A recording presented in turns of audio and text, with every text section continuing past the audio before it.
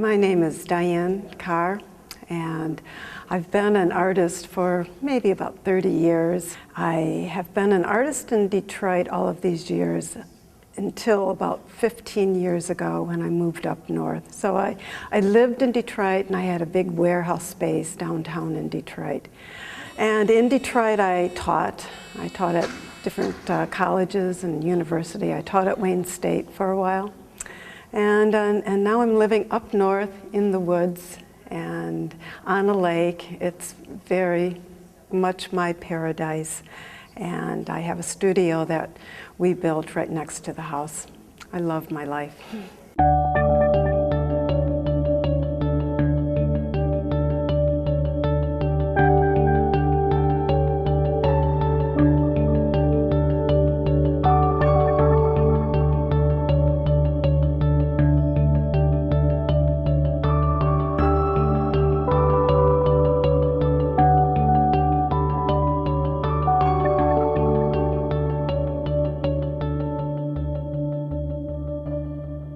First of all, I make no drawings or models ahead of time.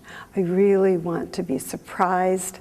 I believe that the creative process for me will happen in the working process. It's not going to happen with any grand scheme, big ideas that I have. It's really going to happen in the work itself. So what I do is I start off with a geometric form and I cut metal, a thin sheet of aluminum, and I cut it into, it's maybe a circle or a half circle, and I start cutting lines, rhythmic lines, repetitious rhythmic lines. And it's a pattern of lines, and it's just two-dimensional. I'm cutting these strips of metal, and I actually leave a spine of the metal so the strips will attach to the spine. And at the end, I have this lovely form on the floor. It's just a two-dimensional form. And then I start taking it, twisting it, wrapping it, curving it, clipping it, hanging it up, looking at it, photographing it, taking it down, taking the clips off, re-wrapping, trying a different form. And what I am doing at this point is trying to find a form, a three-dimensional form that will speak to me. And it's quite a chaotic process, and sometimes I feel like I'm fighting with it, sometimes I'm struggling, sometimes I think I need a miracle to get this into a form that I'm going to like. And this could go on for days, maybe a week. And sometimes I think, oh, it's just not going to happen. After all my cutting, it's not going to happen. And then suddenly, maybe I've gone to bed, and with fresh eyes, I come back in and I start the process of trying to find the form it should be. And suddenly, there it is. I've got it clipped, and it's a form that resonates with me, and I fall in love. I say, you're the one. This is it. This is the one I want to work on. It just clicks. I hang it up. I look at it. It's silver, and I walk around it. I look at it from all sides. I step back, and it keeps speaking. It's speaking something to me. I'm not sure what, but I do know I'm loving it.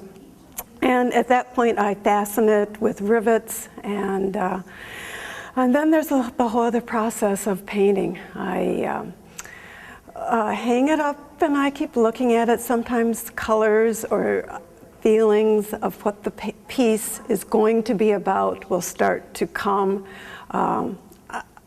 It's all my intuitions and feelers are out there. I'm asking it, what do you want to be? What colors do you want to be?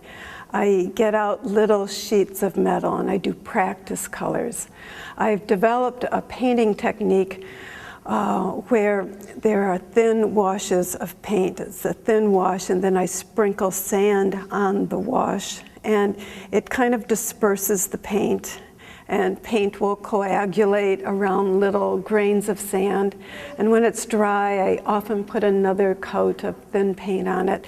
So it creates kind of a luminous surface. A little bit of the silver of the metal is shining through, and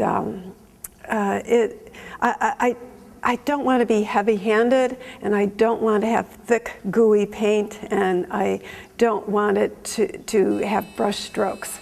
I really want it to be something luminous, kind of like water, or sand, or rock, or something that's shimmering. Water is a good example of that. And so then I do lots of color practices, and then sooner or later I begin to see a color that I think will work with that particular form, and then I start painting the form.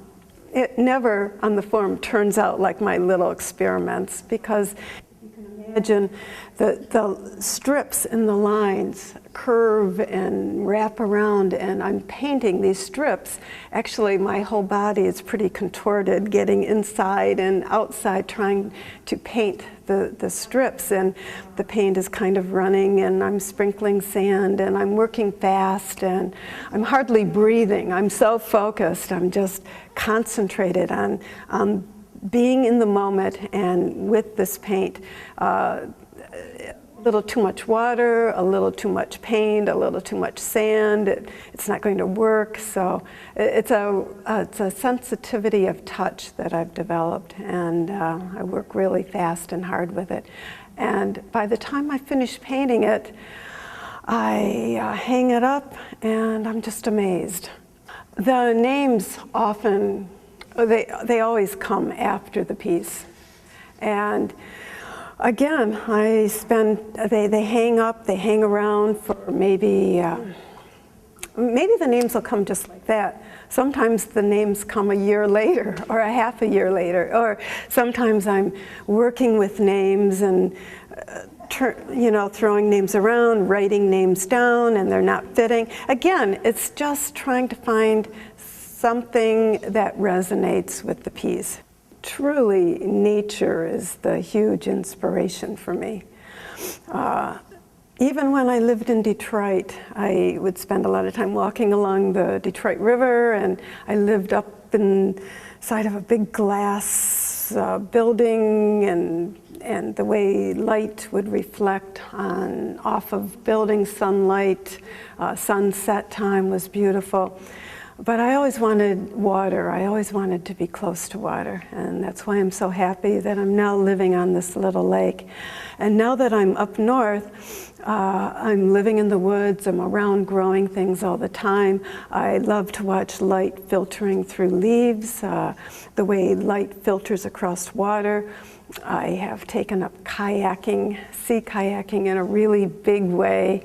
I spend a lot of time kayaking in all of these big bodies of water. Lake Michigan, which is a mile from where I live, Lake Superior, Pacific Ocean, Atlantic Ocean. I've kayaked with whales. I've kayaked in Alaska. I would say water is, and all of the things by water, the waves, the sky, the clouds, the seashore, the way rock and land have been formed by water. I kayaked in the Georgian Bay, and the rock and land formations are just totally incredible. It's blowing me away, because the rock is waving just like the water is. And with all of my work, I am thinking of movement all of the time. And I think of how this movement, and in fact, while I'm creating it, clipping it, and it's moving, it's changing, it's a dynamic, alive system of movement. And then I think of how the movement finally congeals or coalesces into a form. These are now into a solid form, but they still appear to be moving. And so my inspiration, getting back to that, it is water. It's again and again, it keeps coming back to water. The waves of water.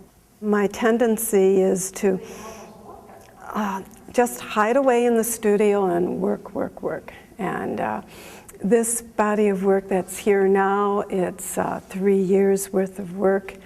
I actually, for about 2 years before that, maybe 5 years, I didn't let anyone in the studio, not even friends. I didn't want any influences, any comments, good or bad. I really wanted the work to evolve in its own natural way. I believe that work begets work, and that's how it happens for me. And it happens in the working process. I know that I couldn't just sit around and dream it up. I couldn't go for a walk and say, oh, I'm going to go back and do this cloud formation I saw, or this leaf formation. It happens in the working process. I came here for a show beforehand, and I noticed that that little room was there. They call it the alcove. And so, and I knew I was going to have a show here. And so I just kind of kept thinking about that room, and I thought, it would be a shame to just go in there and plunk a piece. It's a small room, and to just go and put a piece on each wall, or maybe 4 or 5 pieces in there, that somehow that space began to captivate my imagination. What I did think I wanted for that room is I wanted it to just be vibrating with life, humming. I imagined stepping in there and actually feeling these forms kind of dancing all around you. So a lot of the little pieces on the 2 sides are small color pieces. And the center, though, is something else that I had been kind of working on, and I think it's a piece that will go on into the future for me, because I'm thinking of it, I call it spiral gestures, and it spirals around. It's kind of like backbone pieces or fern pieces. But what I can imagine is making a lot of them and actually filling a whole wall from floor to ceiling, or taking over a wall and really making it fit into that wall.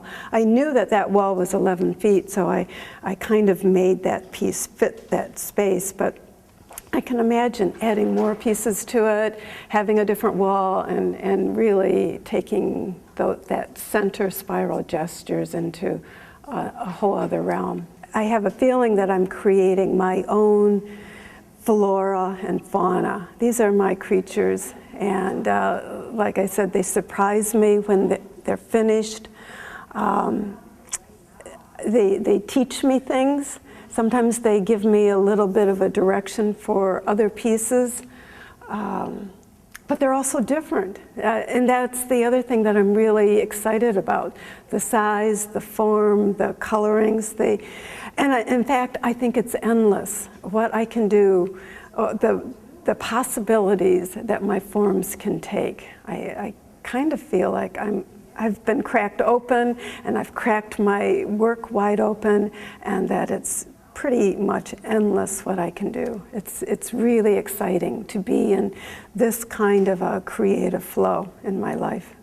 I guess what I've been after all along is that I want the work to be very alive. I want it to have an aliveness. So the painting has this luminosity, the forms have a sense of movement, they're like organic structures, which is what life forms are. They're, because of this repetition of lines, they're alive. I want people to feel their aliveness, and just don't try to make it be anything else, be anything but that. Just enjoy the form, stand in front of it, let it speak to you. If it reminds them of anything, that's good. Walk around it, see it from different sides. They're kind of meditative that way, and they're kind of poetic that way. They can be different things to different people.